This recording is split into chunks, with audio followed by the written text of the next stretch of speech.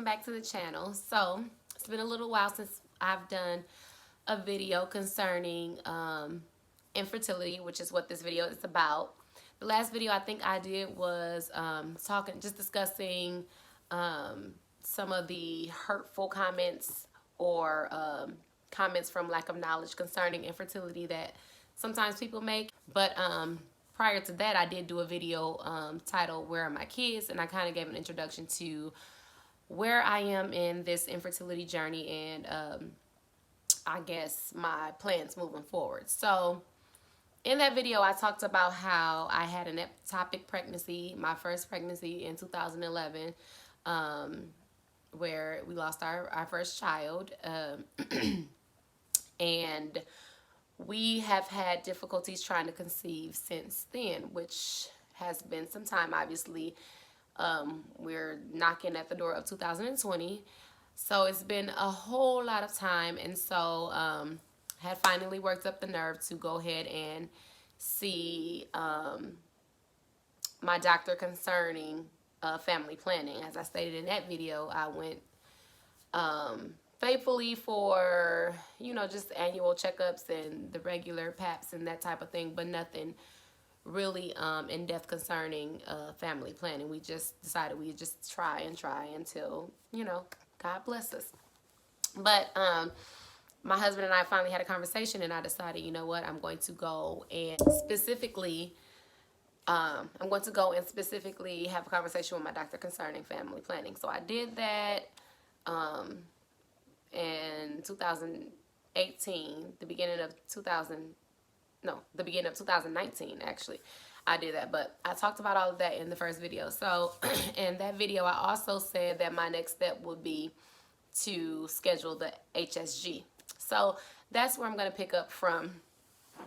So on yesterday, which was December 26th, the day after Christmas, today is December 27th. On yesterday, I went for my HSG. So I did in fact schedule it. I was nervous, scared, anxious, all the above about the procedure, just because I just heard how painful it was, and just then thinking about what the results could possibly be, knowing that if both of my tubes in fact were blocked, that IVF would be my only option. I was nervous and scared and all types of emotions, to say the least. But so anyway, I went on yesterday to have that procedure done, and obviously I looked on YouTube and Googled and took every measure to try to figure out what to expect of this test. I've had friends who've encountered the test, and I heard from them, and so all of the feedback was like literally the same, like the test is painful. And so I was super nervous going into this test. And so yesterday I was my scheduled appointment, so I went to my OB, and my OB is the one who performed the test. And so when I got there, I checked in and everything. My husband went with me, so my nerves were kind of okay because I was, he was with me, so he kind of makes me feel a little more comfortable. And so I was there. I'm like, okay, I've made it this far. Let's be a trooper and get this test done. It can't be all that bad or whatever. But I had heard that it hurt really bad, and that it was just really painful. And on top of that, having to deal with the emotional aspect of what the outcome may be. So anyway, I went to have the test done. Once I got called to the back, I was taken into the room. So in the room, it was kind of like, dim. The lights were dim. It was like it looked to me intimidating, because all that came to my mind was surgery, because that's what type of atmosphere it was. And so the nurse was really nice. She gave me, the rundown of everything. I told her I was super nervous because, heard all the details concerning the pain. And she let me know that she actually had one, and she was like, it's uncomfortable, it's not terrible. Depends on the person, this, that, and the third. So I know I can't really tolerate pain. So I'm like, when they say it depends on the person, I just know I'm that person that's going to be like, Jesus. But so yeah, so I got changed. And so after that, you lay on the little bed, little flat bed, and the process is kind of like going into a PAP. Where how you have to position your body and put your legs up, except for they didn't have the stirrup things that you put your feet in, so you kind of had to hold your legs up yourself. Um, and then, so what the HSG is, for those who are not familiar with it, is basically like an X-ray, and then for them to check your uterus and your tubes for blockage or anything that may be prohibiting you from conceiving. And so it's one of the steps that's taken in trying to figure out issues concerning infertility. So, so once I was all set up and Dr. West came in and he was just letting me know about what he was going to do. And he always talked really fast. And so it's just like, wait, hold on, slow. I got questions. But he kind of was just, let me know what he was going to do. As he was doing it, the screen was there so you can see like the procedure taking place. So the first part was like, it wasn't too bad, I guess, because if you had a pap smear before, you kind of used to that level of uncomfortableness, I guess. And so, it was just like the regular routine. So that part was okay. And then, like, once he took the catheter or whatever and the balloon and that whole process, and did that part, I felt some cramps, and it wasn't too intense. It was a little painful, but not unbearable. It wasn't like super intense. It was like, okay, I feel the cramp. But then, honey, they take this dye, this iodine, and shoot it up there to see if the fluid is going to flow out, to tell if your tubes are open, or if it doesn't, then that means that there's some blockage or some issues going on or whatnot.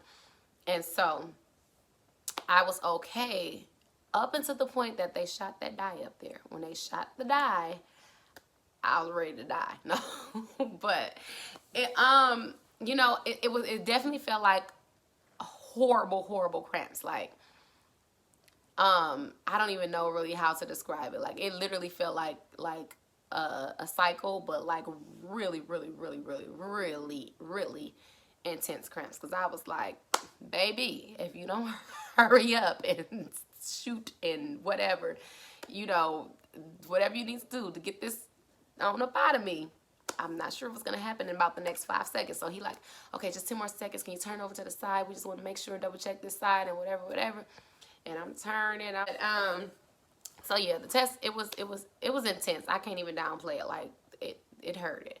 But it was bearable, I guess. It really felt like some really intense cramps, but it was bearable. But those cramps were intense. So anyway, so I had the test done after he shot the dye and got the visual of whatever he needed to see on the screen. Took everything out, and I was able to sit up.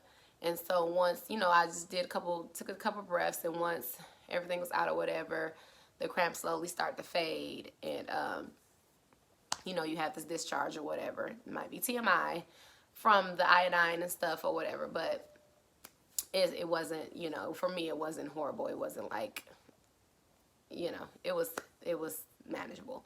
So so for the results, so on the screen I could see part of what was going on, and then he was explaining to me as well. He was also talking to the radiologist, so they were kind of having communication as to what was going on the screen.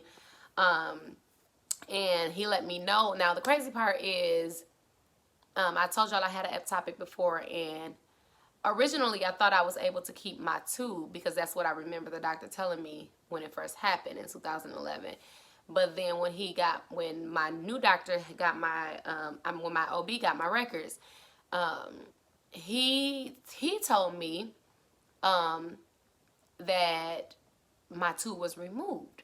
So when he looked through, I'm not sure where the confusion came about, but he was like, he sent me a message and was like, we want to set up an HSG to check your remaining tube. and make sure that it isn't blocked or whatnot. So in my mind, I'm like, remaining, I never knew it was gone. I thought that I had it. So up until I took this test yesterday, I was under the impression that my tube was gone. When I got to the appointment yesterday, he was like, so yeah, I was looking through some other papers or whatever files, and it looks like that they actually said that you kept your tube, but they like cut or did an incision or whatever. I don't know what they did to remove the baby, but so supposedly I kept my tube. So now I'm at the appointment on the table, and with the understanding that I have both tubes. So as the results are on the charts, or the x-rays on the chart, and he's going over it, you can clearly see my right tube, which is where the ectopic occurred. It actually looked like on the screen that there was no tube. Like, I literally couldn't see a tube. If the tube is still there, there's definitely blockage, like, because absolutely nothing spilled out. I couldn't even see the form of a tube of where it would have stopped, or so the right side, unfortunately, it's completely blocked, because absolutely nothing spilled out. And then my OB was like, well, if in fact you do have your tube, it is obviously blocked, but I'm not sure that it's there because I didn't see anything. So, and I'm just like, okay, I don't know if I have the right tube. Maybe I do, maybe I don't. If I do, it's blocked, and maybe I just don't have one at all. So yeah, but then thankfully my left tube, I did see that on screen, and the dye spilled out. So he actually called me today after reviewing with the radiologist or whatever, and he let me know that everything else looked fine, that the left one did look completely open, and I saw the dye spill out myself on that side. So that was very much encouraging. He let me know that it looks like, that obviously if you still have one tube, you're still able to conceive. So that's where we're at with it right now. So after the test yesterday, results were that my left tube is in fact open. Right one, if it is there, is blocked, but there's still hope to conceive naturally. We did discuss other options such as IVF and other surgeries, if that in fact has to happen, and we'll just travel that road if and when we have to. But for now, he's encouraged that it could possibly happen naturally. So we're praying, and we are encouraged, and we believe that God is going to truly bless. Right now, my doctor also prescribed letrozole to try and encourage ovulation, as he think that may be a factor in us not being able to conceive, is maybe an issue with me struggling to ovulate on my own. So he prescribed letrozole, and I'll be starting that first cycle in January. We do have one cycle before I start the letrozole, so if something happens naturally without the ovulation medication, that would be a super blessing as well. But overall, I think the results weren't terrible. I was kind of taken back by the fact that we really don't know. As to me, still, they really don't know what's going on with the right tube, if it's non-existent or if it's just blocked.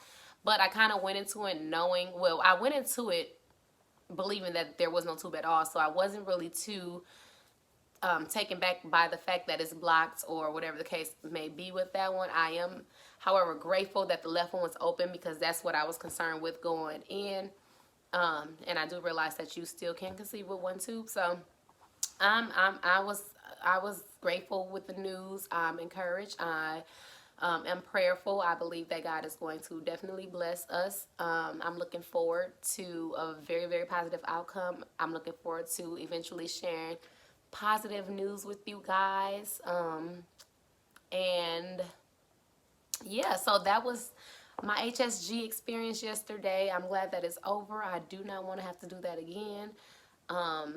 But even going into that process, my mindset was like, look, my husband wants a child. I want him to have a child. I want a child with him. So whatever I have to do, that's what I'm going to do. And so I think that's why I was able to probably deal with the pain. And furthermore, if we're talking about having a baby, there's going to be more pain to come. So yeah, that's just where I'm at with it. I'm trusting and believing God. I know if he did it before, he can do it again. This time it's going to be 100% successful with embryo in the uterus, and baby's going to come forth. We're believing that. So yeah, if you have any encouraging words, if you've encountered losing a tooth maybe and conceiving after, if you encountered had any experience with Leptospira, I think is the technical name, please share, let me know. If you are a part of the TTC community, please chime in. I would love to hear all of the encouraging stories, messages, words, or whatever. I'm not giving up. My husband's not giving up.